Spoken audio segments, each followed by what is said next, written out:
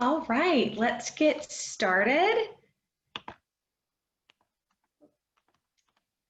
Good evening. My name is Susie Plott, and I am the Community and Development Marketing Manager for Old Mission Santa Barbara. It is my pleasure to welcome you this evening. We are excited to continue our speaker series tonight on this important conversation around race. If you have tuned in for the last 3 sessions, welcome back. And if tonight is your first time watching, we are excited to have you here, and please make sure to check out the recordings on our website. Tonight's session is also being recorded and will be available on our website and YouTube channel. A few housekeeping items. A reminder that all attendees are on mute and video screens are turned off. If you have any questions throughout the presentation, please enter them in the Q&A box at the bottom of your screen. I will keep an eye on it during the presentation, and we will have time at the end for a Q&A. A reminder that this speaker series is being offered free, as we feel it is important to have this conversation. However, please know that we are paying the speakers as we value the work that they are putting into their presentations and the time that they are taking to be here tonight. So if you would like to support Old Mission Santa Barbara and this speaker series, there will be a donation button on the bottom of all email communications, including the email that will be sent out following the presentation tonight. I do want to clarify that this is completely optional, and we appreciate your support just by being here this evening. These presentations are meant to be the beginning of a conversation around race, and as a part of that, our speaker this evening has wonderfully put together additional resources and suggested readings if you are interested in learning more about the topic. It will be sent out with the follow-up email afterwards. I would now like to introduce Brother Mark, the Guardian at Old Mission Santa Barbara, to kick us off.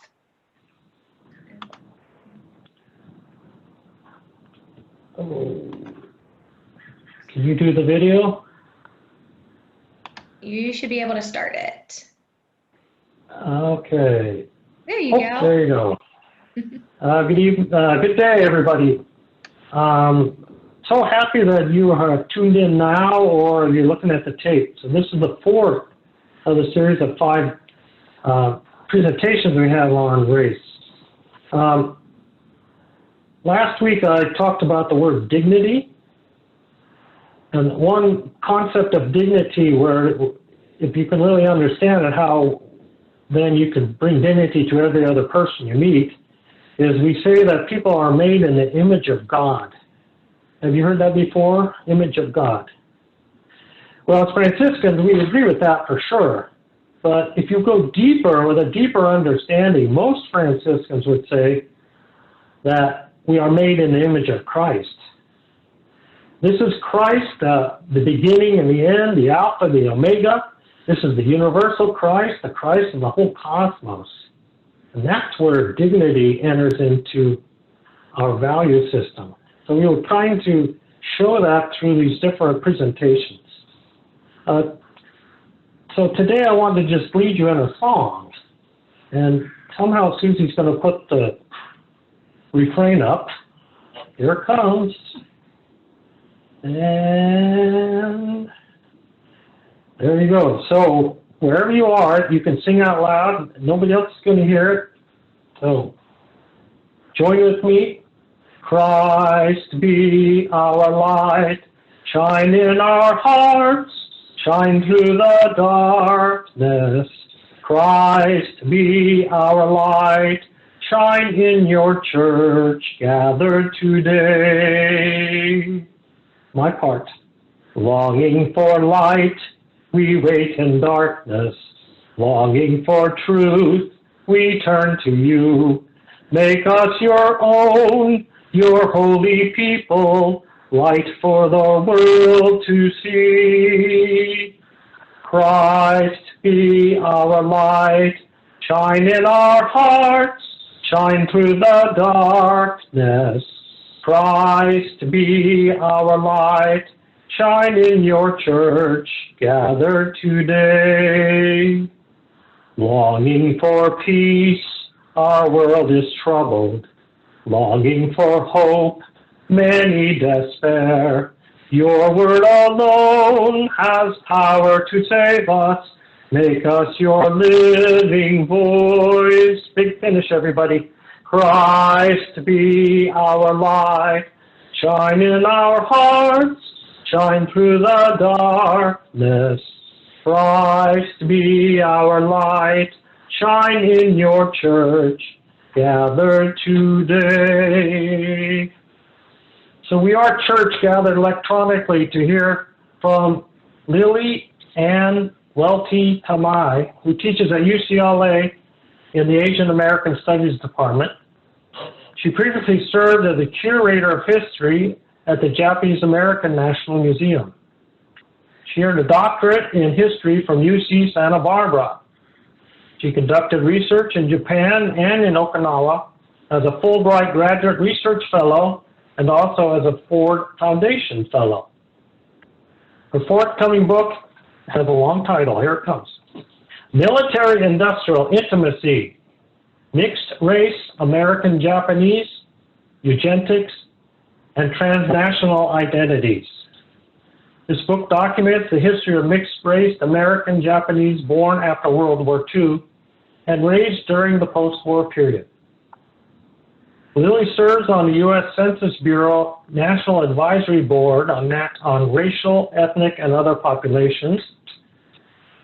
And she's also the chapter president of the Japanese American Citizens League of Ventura County. So we look forward to hearing from Lily. Here's Lily.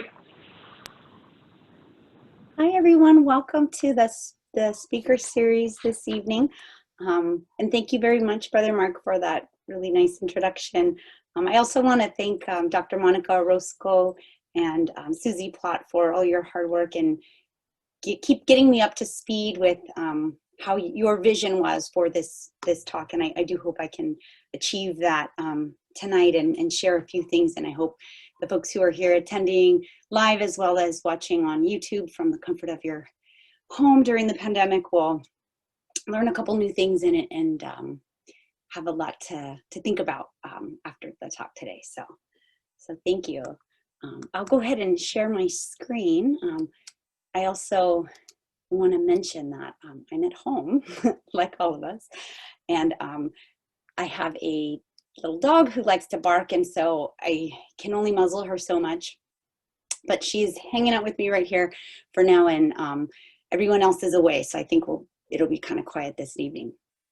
So I don't know if you had a chance to read the presentation kind of summary, but my goal for today in just talking about Asian American communities in California was just to talk a little bit about the beginnings of the migration of Asian Americans from the late 19th century and the early 20th century in California. And then just to think about how their lives centered around establishing business, building family, building community. And I want to look at just the earliest and some of the largest communities, Chinese, Japanese, and Filipino Americans, because I think that there's a lot of similarity in the work that they did for when they came because of the labor available to them. But I think with all of them, they experienced a very certain anti-Asian sentiment tangibly via legislation, but also in some of the spaces they occupied. And so I want to give some of that context to you. So I like Brother Mark mentioned, I teach, and so my apologies if this kind of comes out teachery, but I can't help myself. So at least I like to know when I go to a talk what's happening, and so this is kind of what we're gonna go over. Just some of the communities. You'll all pass the quiz, I think, if you do take it. So, and then as Susie mentioned, if you have any questions, burning questions, you can always put those into the chat, and she will field those, and we'll do a Q&A at the end. So, just a couple things to think about, right? And I even do this. You know, you guys aren't my students, but I do this to my students, and so here it is. But I think there's just some things to think about as we start to take a look at these communities. How do these early Asian American ethnic groups compare, right? There's demographics, right? Who came, where did they go? Immigration laws that allowed them to come, and then the kind of labor that they did and what that meant for future communities to follow? How did legislation affect the makeup of the communities? This is something where Asian Americans could not come, you know, at certain points. And that meant there's no more new migrants coming in, and that's going to change the face of the community. And also too, I think when we talk about California's history, you know, we've read, many of us, right, or even if you haven't read them all, you know, right, John Steinbeck, and we're familiar with these works that sort of give us this feeling about nostalgia about these early migrant laborers. But I think understanding the Asian American component will help us see California more effectively and more fully. So I know this isn't a history class, but I want to just get us all caught up to speed, because I don't want to assume you know things, right? This is the problem. Some speakers thinking you know certain things and then they dive over. But I think I just want to just refresh folks' memories, right? According to the U.S. Constitution, what are the 3 ways to become a U.S. citizen? And there are 3 ways. And this is the point in the discussion. Had we been able to do this live, that we'd get to interact, but sadly we can't, because we're stuck in Zoom at home. So I'll tell you the answers.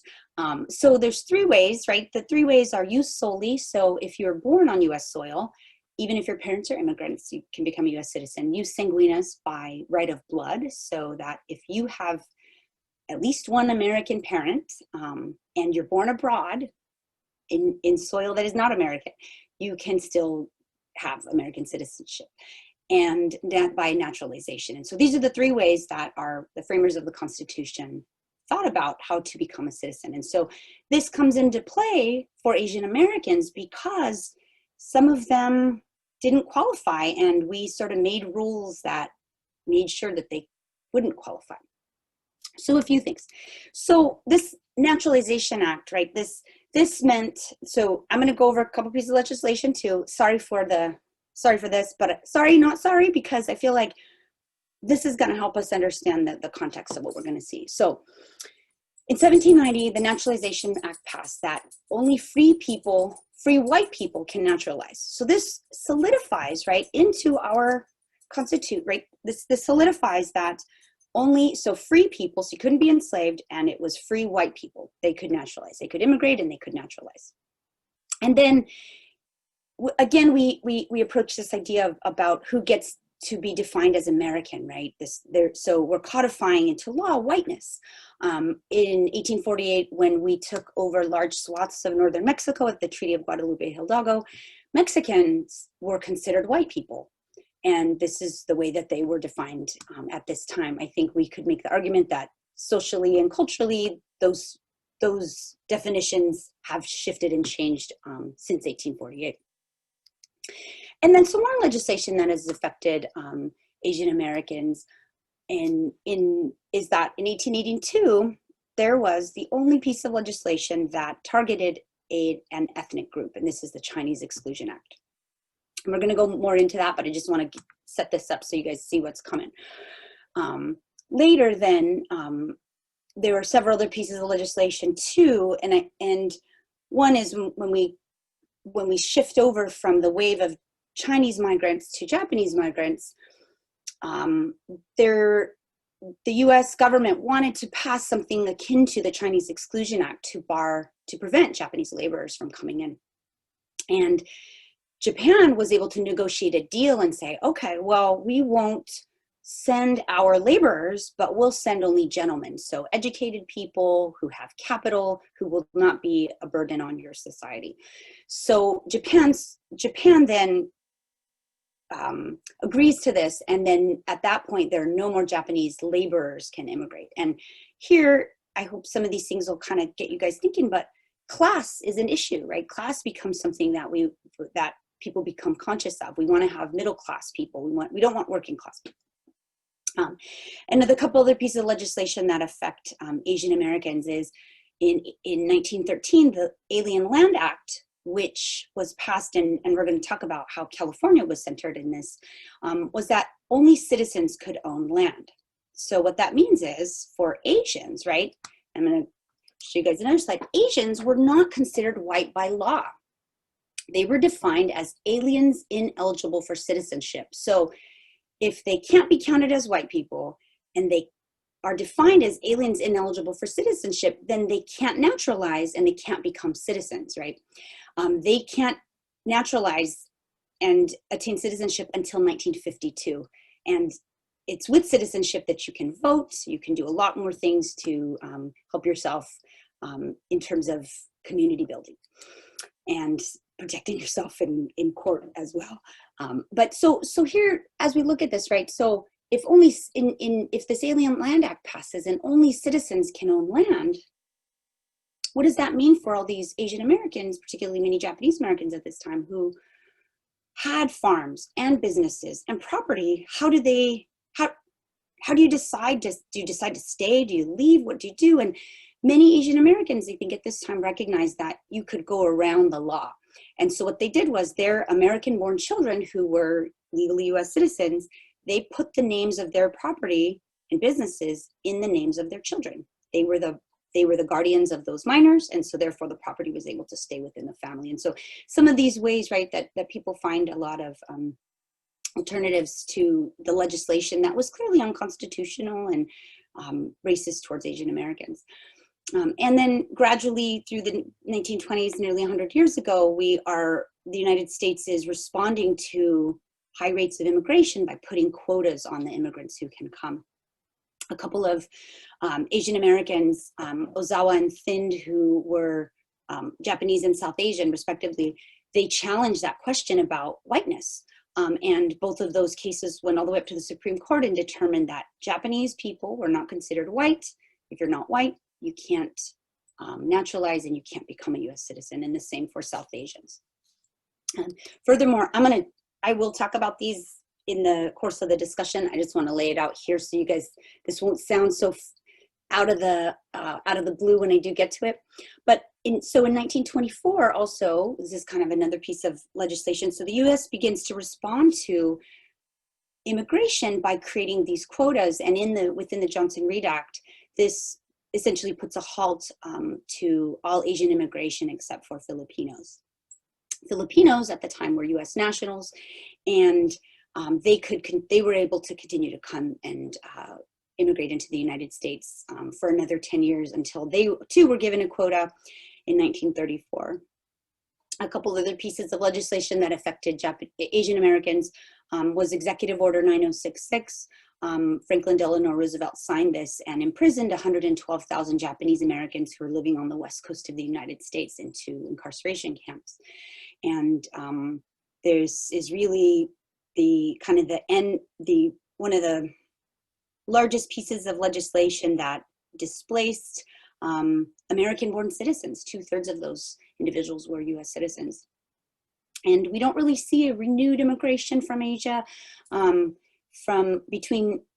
1965 with the Hart-Celler Immigration Act, where there's no longer quotas and it becomes much more, there's a lot more equality in the sense that 20,000 people per country per year can immigrate to the United States.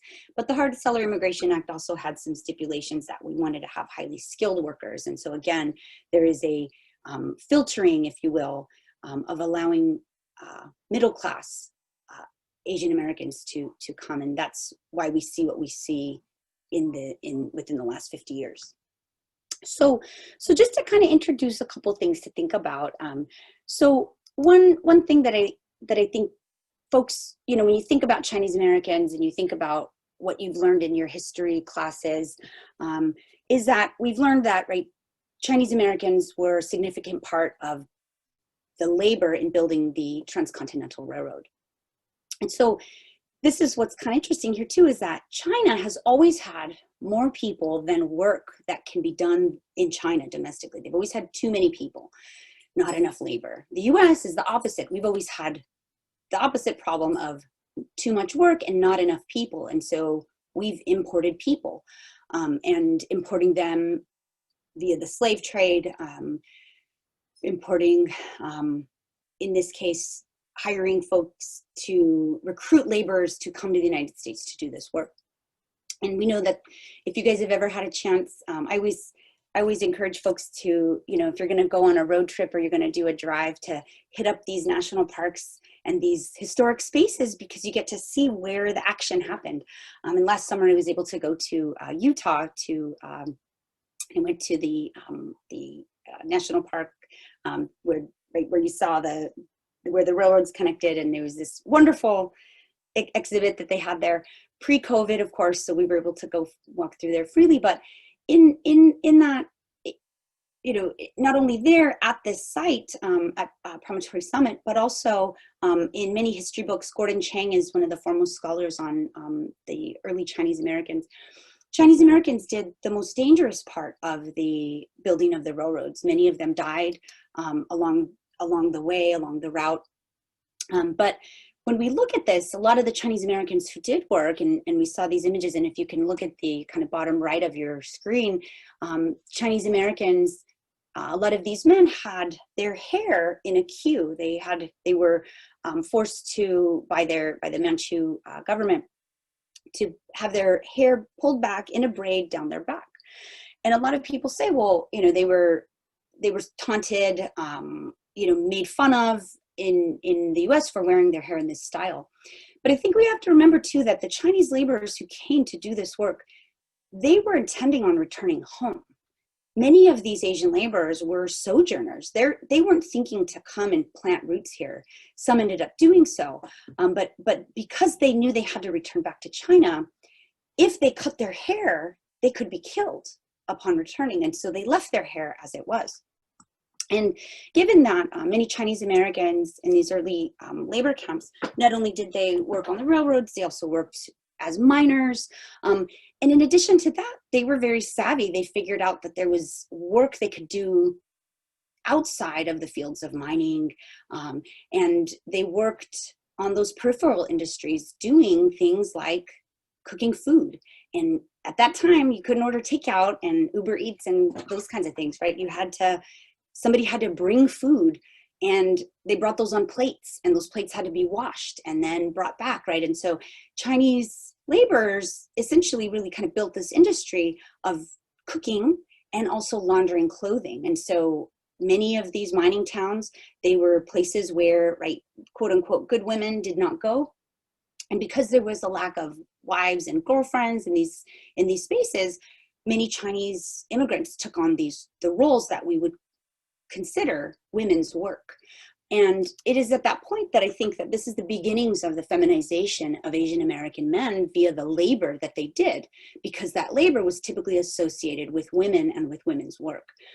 Furthermore, their hair in the style that it was also elicited this sense of femininity to these Asian American men.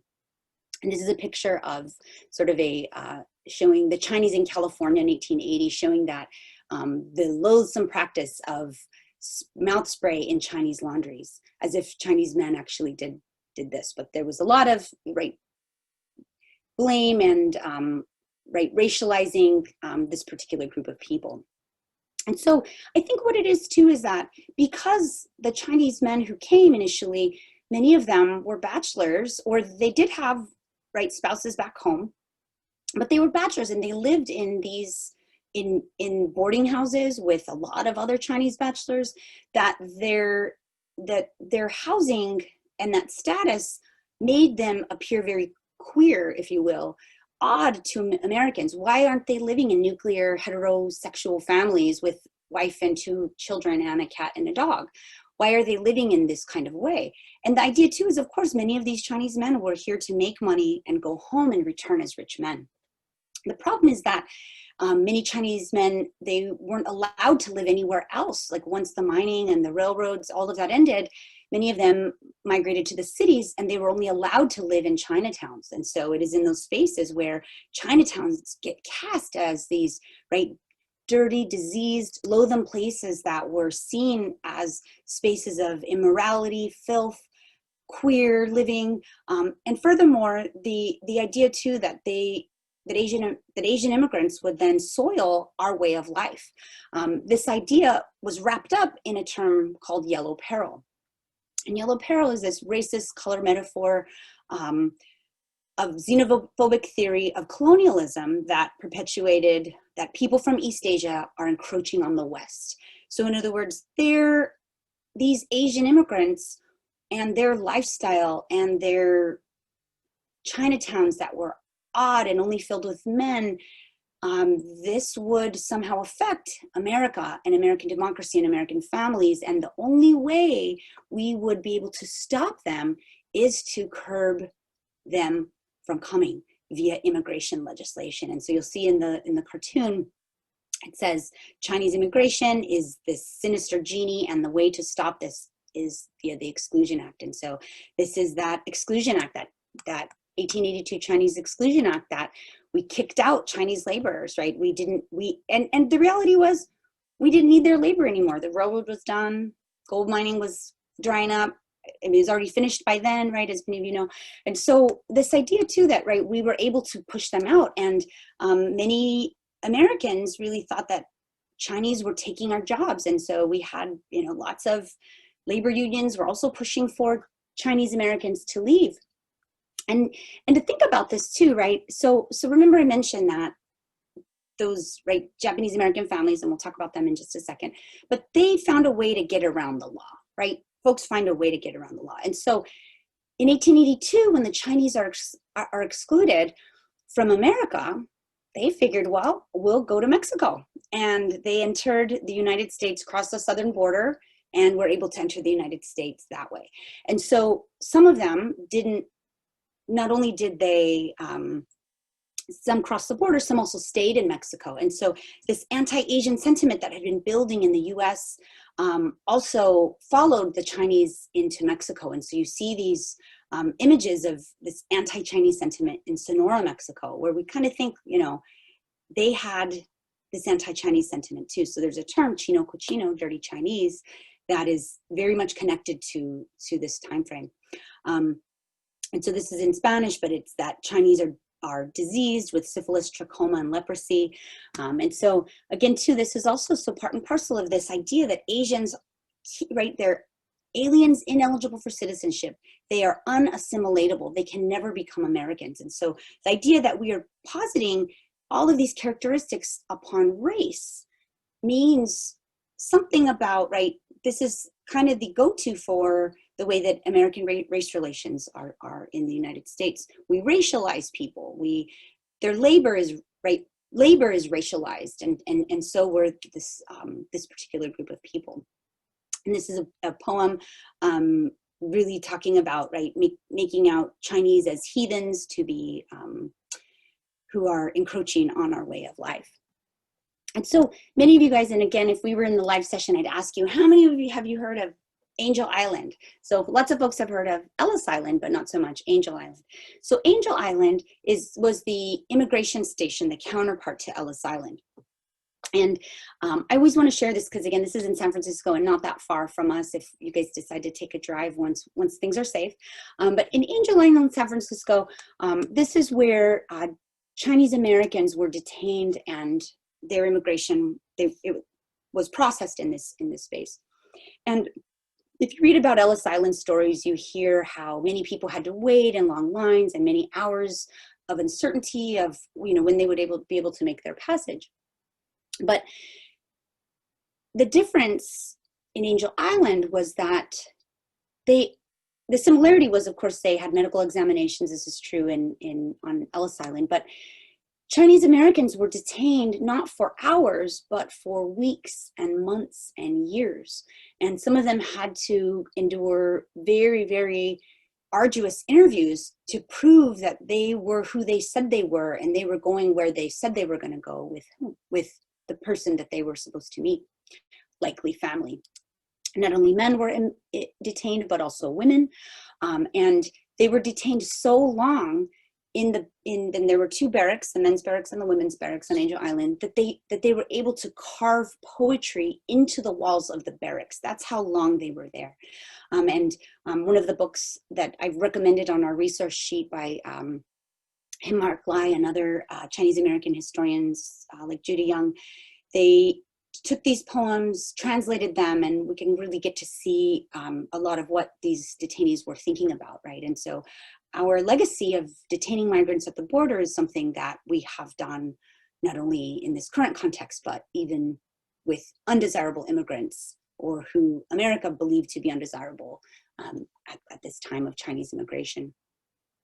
And I want to just mention a little bit about Chinese women, because I think, you know, we often talk about these working class bachelor societies as if it were only men.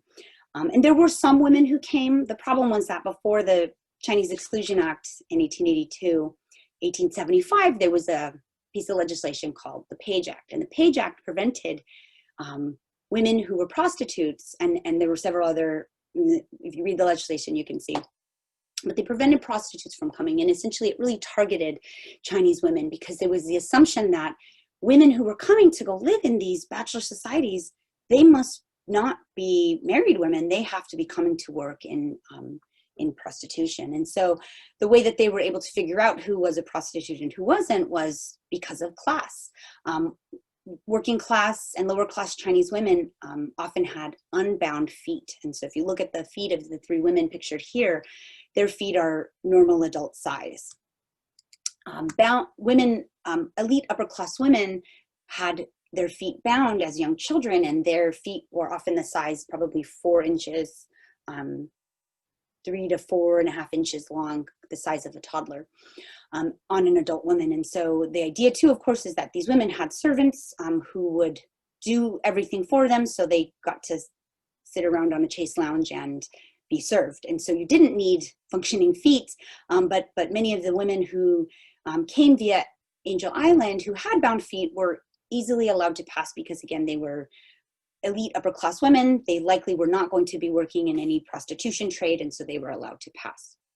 But again, for many Chinese families, because of the lack of women and because there were so few women who actually were able to enter, the early Chinese American community really couldn't form the way that we see, for example, the Japanese American community, and I'll be talking about them in just a second. The early Chinese American community there were more men than women, and the ratios are stark, this tremendous ratios, way more men than women. And so there were very few eligible women, eligible Chinese women who they could marry. And so what we have is the lack of a large Chinese American community being formed at this time. There were some, but not to the degree that we see within, for example, the Japanese American community. And I'll talk about why that's the case. And so the idea too here is that Japanese Americans, right, at the end of the Chinese Exclusion Act, Japanese Americans could come and migrate to the United States because there was a labor vacuum. When you exclude one group of immigrants, you still need somebody has to do the work, right? There's still lots of labor to be done. So Japanese migrants began to fill that labor vacuum.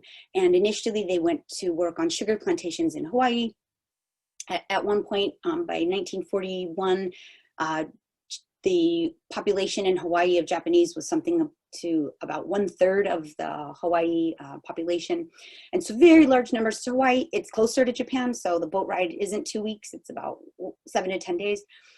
But after working in Hawaii, some also came to the mainland, and they came to right via Seattle, San Francisco, and then into California. Many Japanese also went to Canada. I don't want to forget about our northern neighbors. Some of us might be moving there if things don't work out so well here, so we'll see. So I don't want to forget about them. But these are a picture of Japanese miners in Canada. And Japanese laborers were migrant laborers at the time. They did work wherever there was work to be done. If it was logging in the north, to picking deciduous fruits in the Central Valley, to cannery work from Alaska all the way down to San Diego. They did whatever work was available, working on dairy farms, doing row crops, selling vegetables, doing whatever they could. And this robust Japanese American immigration really got to come because of, again, they didn't ever have a solid exclusion act the way that we saw with the Chinese American community. This isn't to say that there was not an anti-Japanese sentiment. There certainly was. They inherited the work that Chinese would have been doing, and they also inherited that anti-Asian sentiment. This is a picture of California's Japantowns prior to Executive Order 9066. You see why it was good that I showed you all that legislation? Because now you know what's coming, right? So here we have, right, I mean, in all of these little teeny tiny towns, and take a look at where we are in Southern California, right? Guadalupe, Santa Maria, Lompoc, Santa Barbara, Oxnard, all of these spaces had a Japantown. There was a thriving business center with hundreds of Japanese Americans in those spaces. After the passage of Executive Order 9066 and the incarceration of the Japanese American community during World War II, very few were able to return to their homelands. And what we see is just 3 existing Japantowns today: San Francisco, San Jose, and Los Angeles. I'm going to turn on the light because I feel like it's getting darker. Maybe I'm talking too much. It's getting too dark. Okay, no, I'm kidding. I'm not talking too much. So one thing to note too is, again, that inheriting of that anti-Asian sentiment. So this is the re-election poster of James Phelan, who was a U.S. Senator from California, and his motto was "Keep California White." And he's suggesting that too, that the Japanese population, this immigrant population, they're growing exponentially. They're very fecund, right? We have too many births. They're taking over our jobs. They're taking over our land.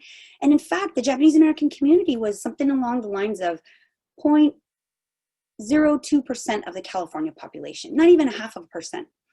They did a lot of labor. They figured out how to do niche work, right? Because things like berries and melons and artichokes are very high intensity and low yield crops. And so what we end up seeing is Japanese Americans doing the farming that many whites didn't want to farm. And so they ended up creating these niche kinds of markets, selling and being very successful. Furthermore, what ended up happening too is that, how did we get to that gentleman's agreement in the first place? And I kind of want to give some context to that and why we see the influx of Japanese picture brides. And I'm pretty sure many of you guys have heard of that term, picture brides. So the gentleman's agreement was 1907, 1908. Right before that, there was a whole lot of action in San Francisco. There were some Japanese Americans immigrants who wanted to get an education, and at this time there wasn't night school available, and so many of them would go to school, and sometimes those would be in schoolhouses with children. And so there was this idea too that their presence would really affect the education of many Americans. And therefore the Japanese and Korean Exclusion League began to push this idea that we should exclude Japanese. And what became a city issue at this local school board amplified into this national issue, where President Roosevelt at the time interjected and said, we may have to exclude Japanese. Imperial Japan, who is growing and wanting to really show themselves on the world stage, they had just beat Russia in a war and they beat China in a war. They wanted to ensure that their treatment of their citizens abroad was not going to mirror the way that Chinese had been treated abroad and potentially be excluded. So they came to bat for their those laborers in the United States, and came up and decided to go with a diplomatic agreement, which became the Gentleman's Agreement. So that Gentleman's Agreement, you think gentlemen's, okay, we're only allowing men in, not so. What that did was the laborers who were already in the United States, they could call for their wives. So many of them, those laborers, they brought picture brides. They called for women that they had never met, and these women had never met a lot of these men. There's often a very large age difference, 8 to 10 years, some even 15-year difference. Sometimes they didn't look exactly like the picture that they sent, and that's kind of the same as what people do today on online dating too, I'm going to guess. You send your best photo at your best angle, and this is the kind of thing that many of these young people did at this time. And what this did again too is it brought in many, many Japanese women, allowing for families to form. And this is why the Japanese American community was really able to form families and stay and plant roots in American soil. This is different than, of course, what happened to the Chinese American community. This isn't to say that, right, just because some of them are working class, some of them are middle class, it didn't mean that there was no longer this anti-Asian sentiment. There was a tremendous anti-Japanese movement in California. This is not a real hunting license. This is one of these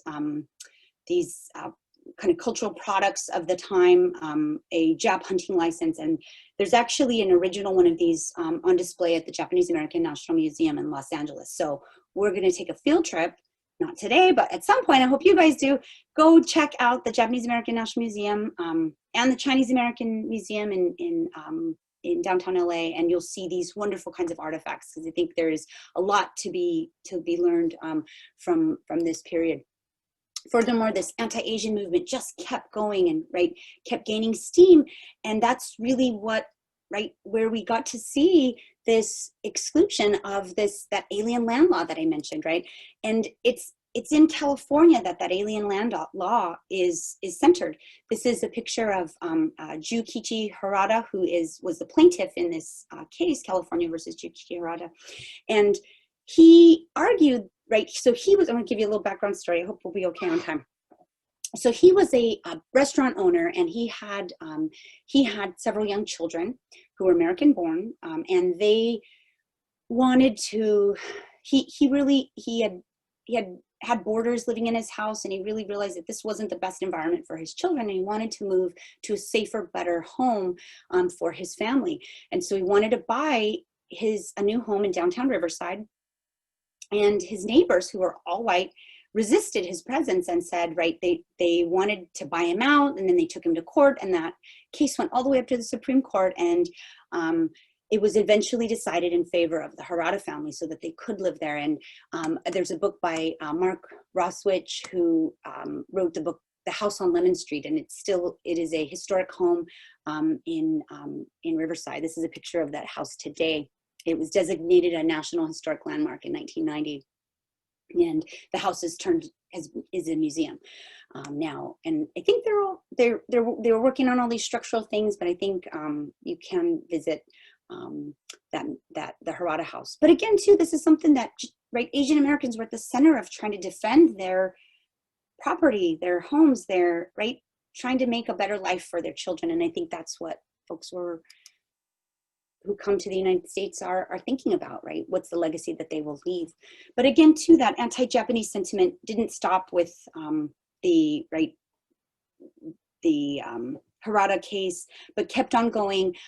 Signs like this in Hollywood, Japs keep moving, this is a white man's neighborhood, were very prominent throughout this community. And what we ended up getting is the Johnson-Reed Immigration Act, where we essentially halted all immigration from Asia. And this Immigration Act provided or created a quota that only 2% of the total number of people of each nationality in the United States, according to the 1890 census, before there were lots of Asians in the US, those were the people who were allowed to come, and those were primarily European migrants. And so essentially what this did was this made American migration more European, or immigration to the US much more European, and made America more white, essentially what James Phelan wanted.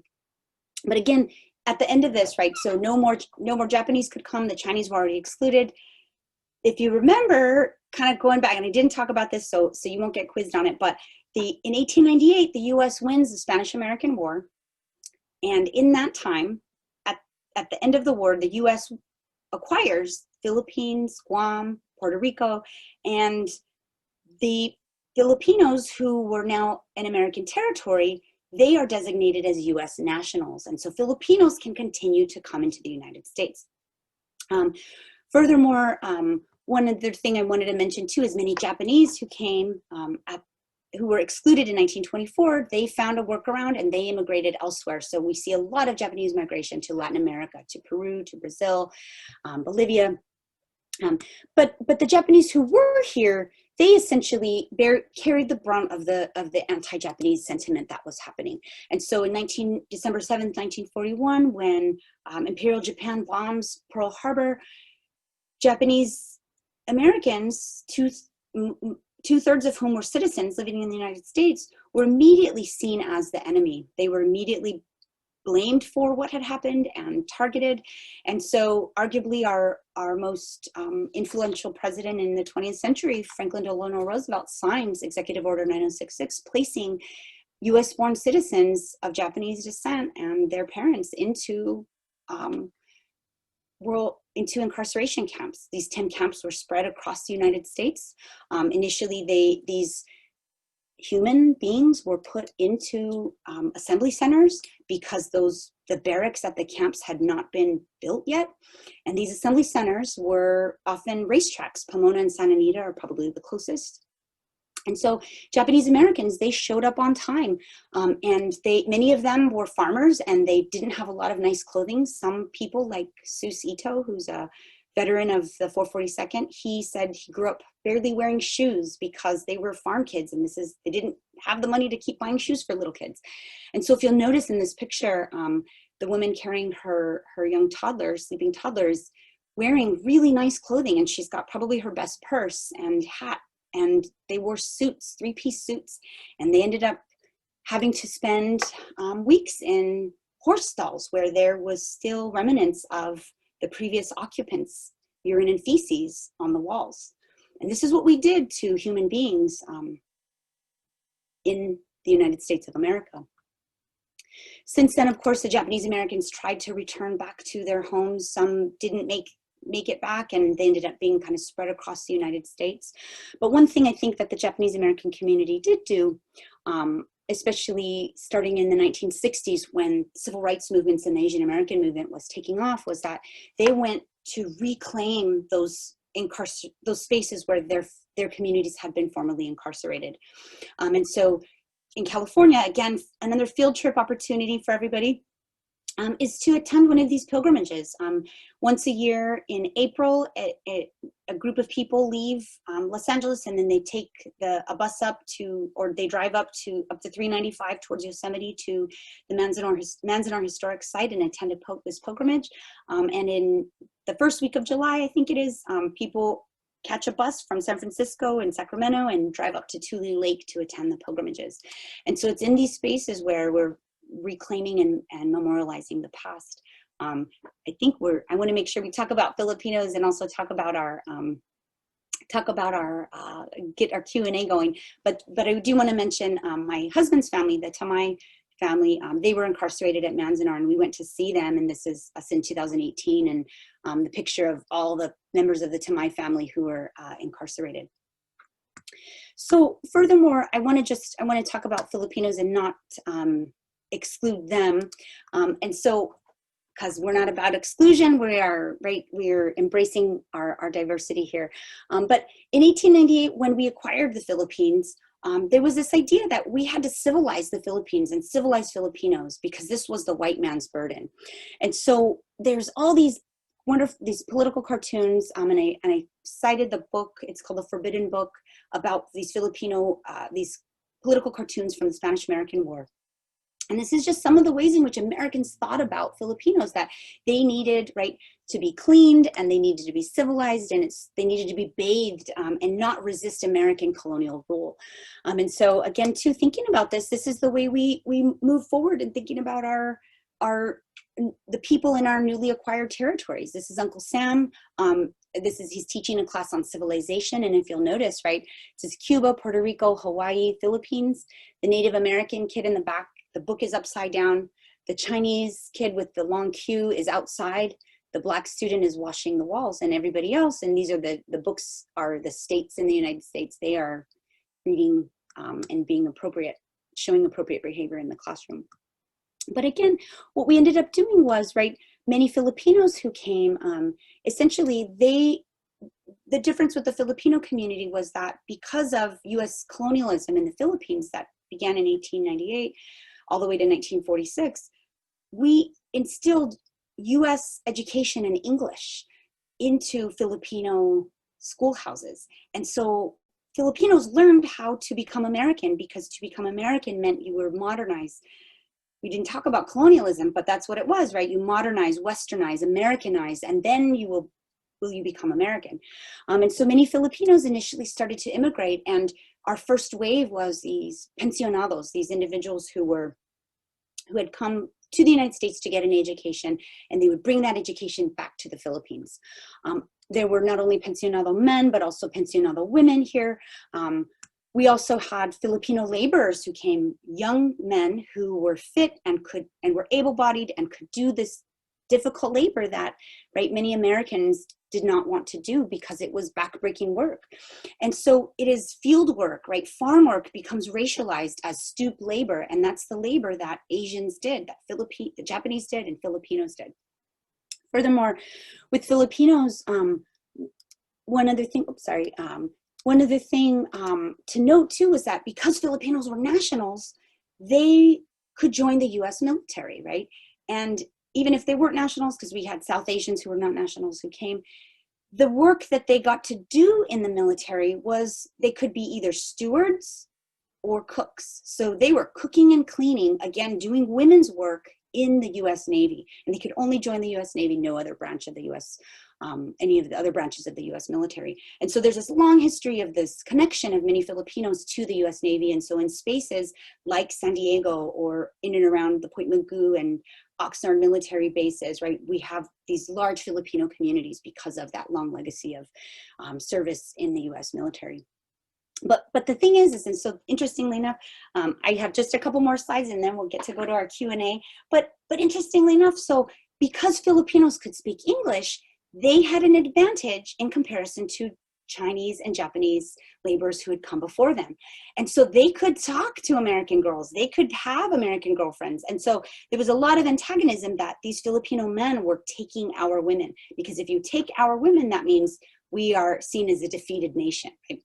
And so, and furthermore, in places like Watsonville, there was a lot of this anti-Asian sentiment that the Filipinos inherited. Work, no Filipinos, or we'll destroy your crop and you too, get rid of all Filipinos, or we'll burn this town down. Positively, no Filipinos allowed, and there are other signs, no Filipinos, no dogs. And so again, really creating this space where we are trying to exclude Filipinos. And the way that we actually did exclude them is with this Tiding-McDuffie Act that said we're going to limit Filipino immigration to 50 people per year, and the Philippines is going to become independent anyway. We don't want any more of their laborers to come in. And so this is really kind of the story that we see. Filipinos, sorry, the dog's scratching. Filipinos who could come, right, they were subjected to redlining just like many other communities were, right? And it's in those spaces where we create these structural inequalities. We only allowed Chinese to live in Chinatowns. Japanese could live in little Tokyos and Japantowns, and Filipinos, again, they had their Manila towns in San Francisco.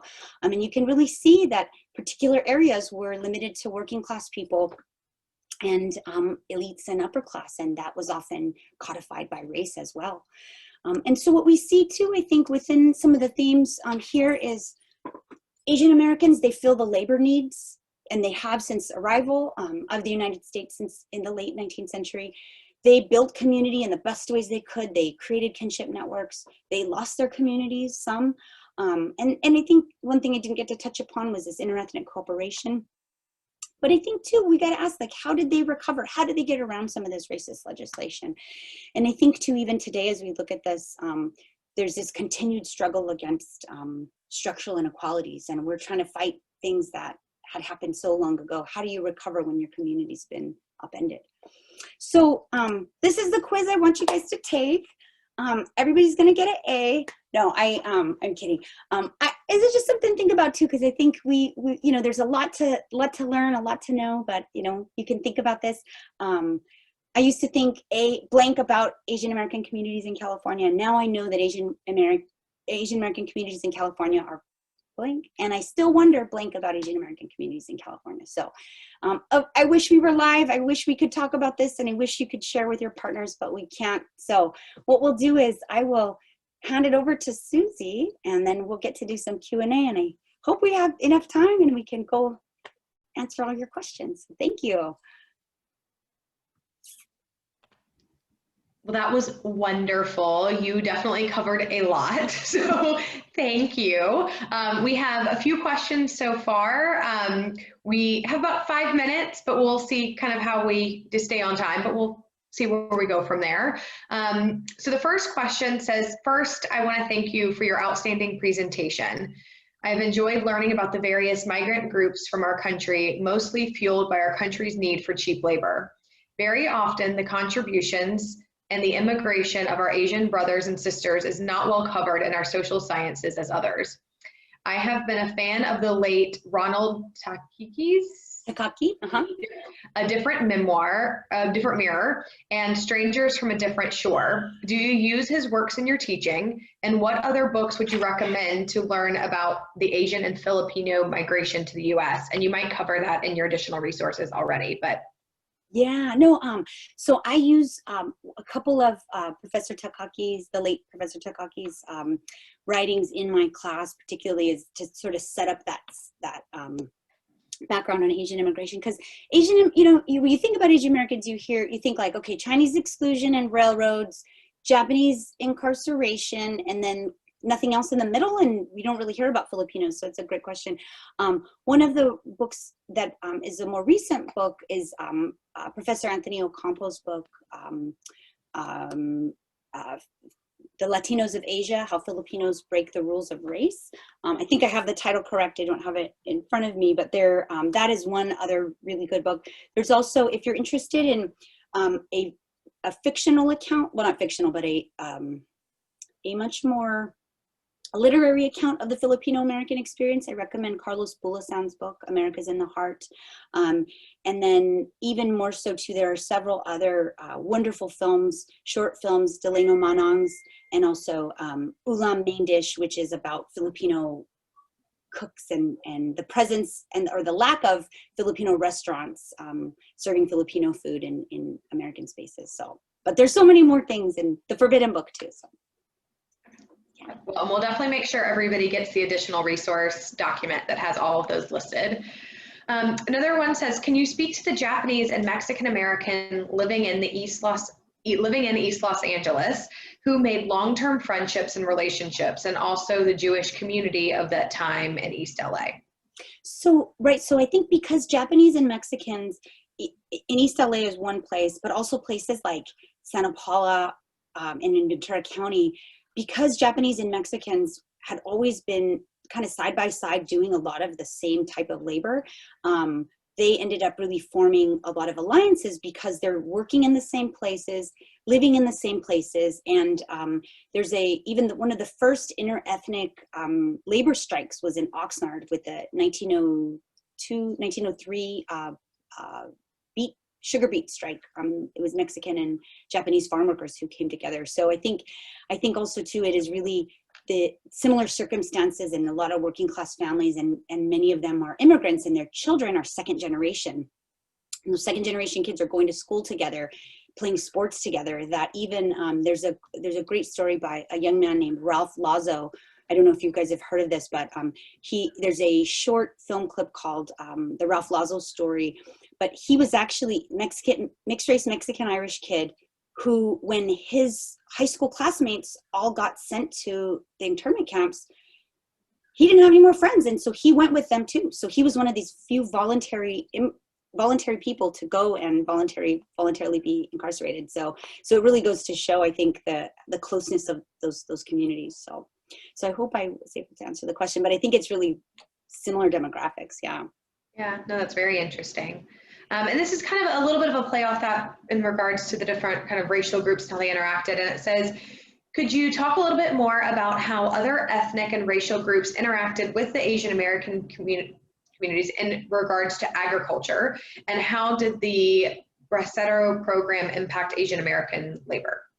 So, right, if we think about, the timing of, we sort of let people in and we exclude them, and then we let people in and we exclude them, every single time, right, we've done this sort of dance, we realize we don't have enough laborers.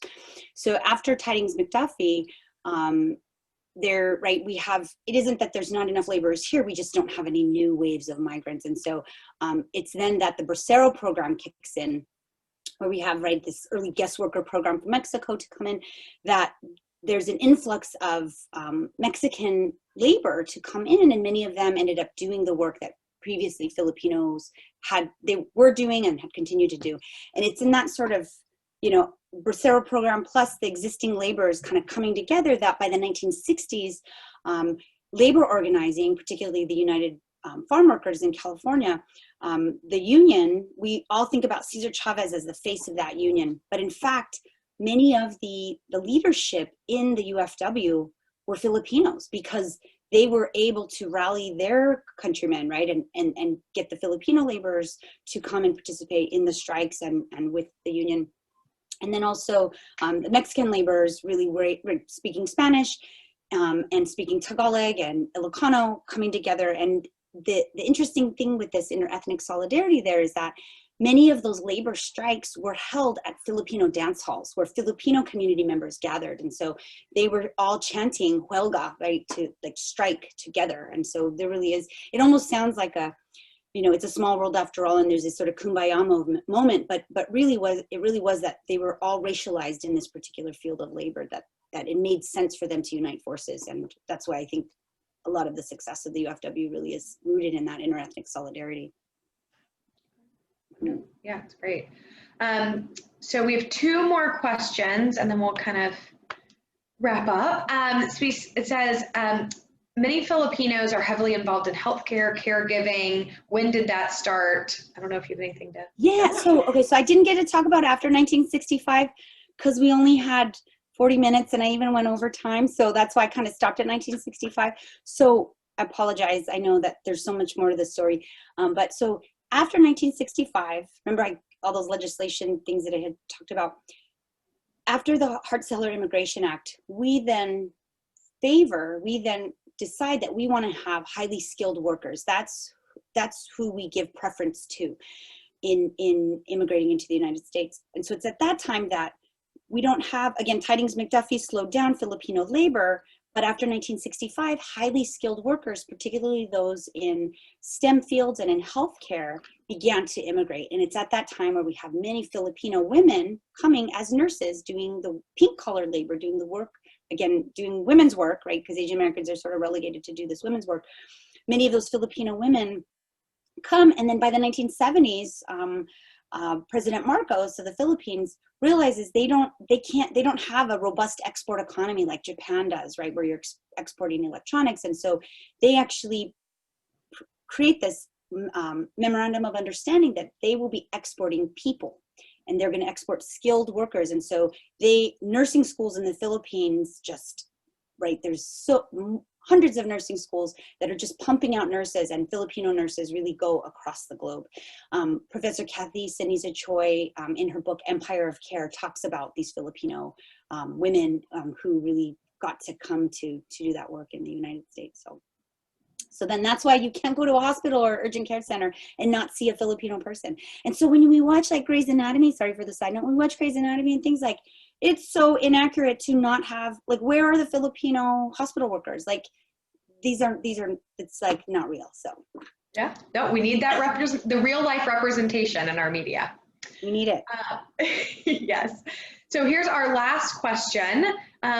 And so it's kind of a two-part. It says, if Asians came to work in the US, why would they be granted a visa if they were not allowed to become citizens and be able to purchase properties?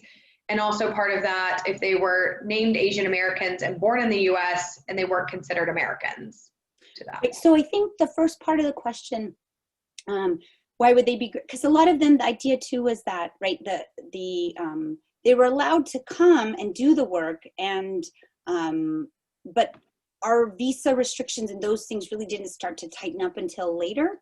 And so I think they were classified based on race, that they were not free white people, and Asians were ineligible for citizenship, and so they just were never allowed to even be citizens in the first place. They were, I think the rules are a little bit fuzzy. They could lease land, but they couldn't buy it, and it kind of depended on where. And I think a lot of those rules became much more solidified.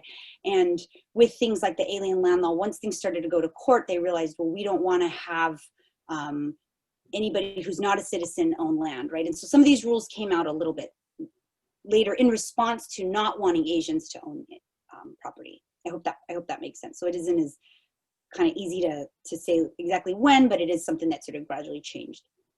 And also the second part, if Asians were named Asian Americans and born in the U.S., they weren't considered Americans. And I think it depends on the time, right? I think Asians who are born in the US legally by the ways to become a citizen is if you're born on US soil, you can become a citizen. But I think there is a difference between de facto and de jure ideas about citizenship. I think that many of them were culturally American. If you hear these people talking, you know, in the 20s and 30s and you read their writing, they sound like American teenagers of that time period.